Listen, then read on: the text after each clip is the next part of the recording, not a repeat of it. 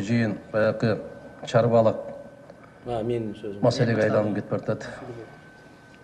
Өкмөттүн жумалык планировкасына айланып кетип баратат да.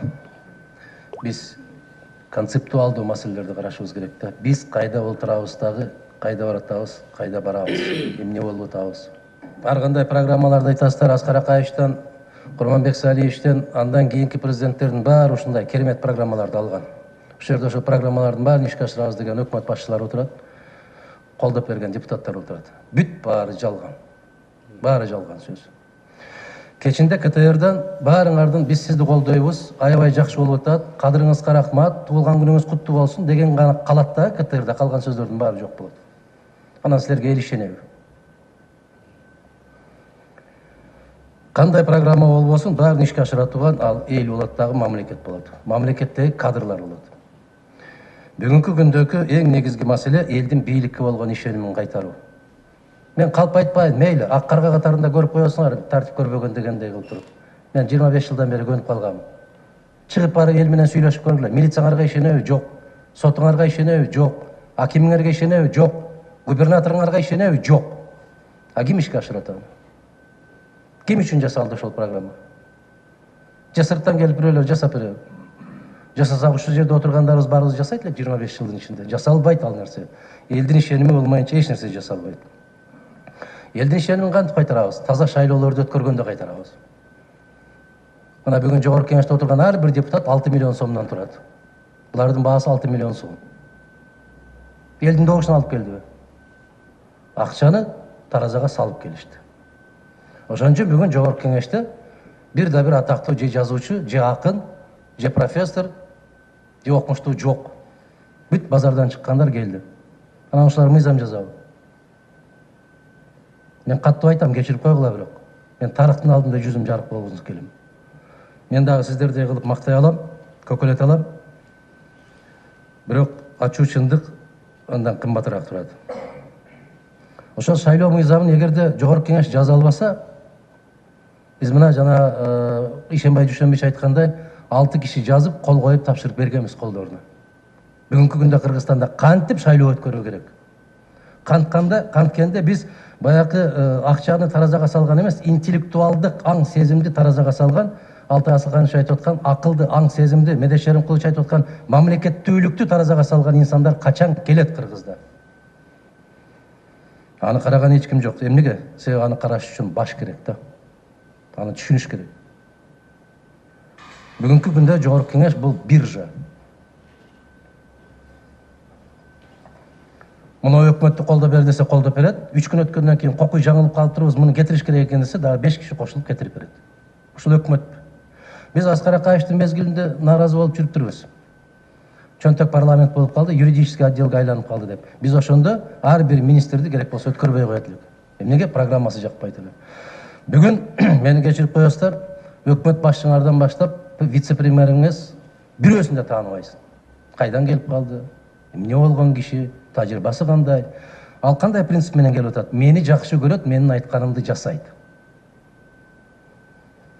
Натыйжада эмне болуп атканын көрүп атасыздар. Областтын, райондун жетекчилери, урматтуу коллегалар, күлкү болуп атат бардык жерге барганыңыздарда. Силер деле угуп атасыңар, тойго барып атасыңар, бардыгыбыз эле Бишкекте көрүшүп жүрөбүз. Туфли сатып жүргөн, темир сатып жүргөн, башка сатып жүргөн киши губернатор болуп калды деген маселе ар бир жерде болуп атат. Улуттук стратегия боюнча, улуттук стратегия Конституциядан таптакыр түшүнүгү жок кишилер жазган муну. Эмнеге? Себеп президентте ыйгарым укугу жок маселелердин баарын президенттин мойнуна жүктөп койгон. Неге? Коркот. Мен 2009 жылы айттым эле, баягы Царини түзгөндө Курманбек Салиевич. Игорь Витальевич не даст соврать. Курманбек Салиевич арабаны аттын алдына коюп чапкан киши кулап түшөт бир күн деп. Конституцияда жок, бирок цари бар. Дал ошондой Конституцияда жок укуктарды президентке берип атат. Стратегиялык өнүгүүнү ким көзөмөлдөйт, ким башында турат деген нерсе. Бул чарбалык маселе. Бул экономикалык маселе.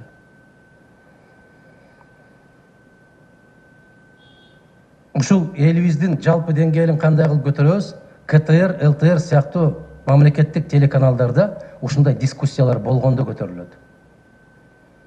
Чакырып койгон болсо куттуктаганга эле эпчил кыргыздар айланайын куттуктап чапан кийгизип бетинен өп тебетейди жаап кеткенден кийин ушундай өкүртөшүбайт. Мына жерде кээ бир кишилер айтып кетишти, кеткен киши. Ошо кеткен кишини үзүлгөндү улаган, чачылганды жыйнаган киши болдуңуз деп бата бергенсиздер ушул жерде отуруп да.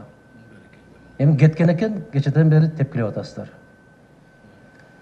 Элчилер боюнча бул жерде аябай катуу мамиле кылышыбыз керек. Элчилер бул мамлекеттин жүзү сыртта, кыргыз мамлекеттин жүзү. Бир кезинде мен Аскар Акаевичке айттым эле, Абдыган Эркебаевдин эсинде болсо керек, спикер болуп отурганда. Ушуларды кайсыл экскаватор менен чукуп таап алып атасыз деп. Кыргыздын баары ушундай, кебетелерин карабайсызбы деп.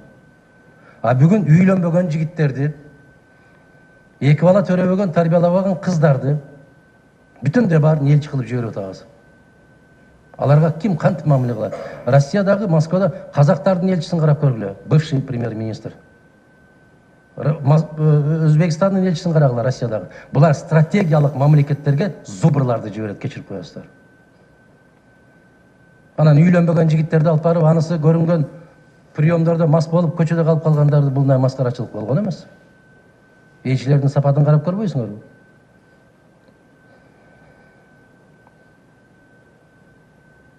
Четтеги биздин жарандарыбыз, айрыкча Россияда жүргөн жарандарыбызга эмне үчүн ошолорго шайлоо укугун бербейбиз? 1 миллионго жакын жигиттерибиз жүрөт, кыздарыбыз жүрөт. Эмне үчүн шайлоо кодексинде алардын конституциялык укуктары тебеленип калган? Эмне максат менен? Мына Россиянын канча жараны бар Кыргызстанда? Кече президенттик шайлоо болду, 4 жерге участок ачышты. Болгону канча шайлоочу бар экен Россиянын ушул жарандарда? Болгону 1000ге жетпеген киши бар экен. Бизде 700 000 киши бар деген расмий каттоодон өткөн. Россияда кыргыздардын 18 000 кишиге рухсат бердик. 18 000-ин дагы тепкилеп отуруп, киргизгенин киргизип, киргизбегендердин кабыргаларын сындырып, кууп чыктык. Ошондой мамлекет болобузбу биз? Анан ошондон мен ишеним пайда болобу? Ишеним жаралабы? Мен соңку сунушум, бул жерде баягы көп сөздөрдү айтпайм, себеп сары майдай катып жүрбөйм.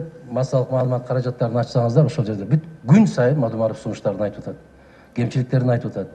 Анан жолукканда гана айтам деп сары майдай катып жүргөн жерим жок.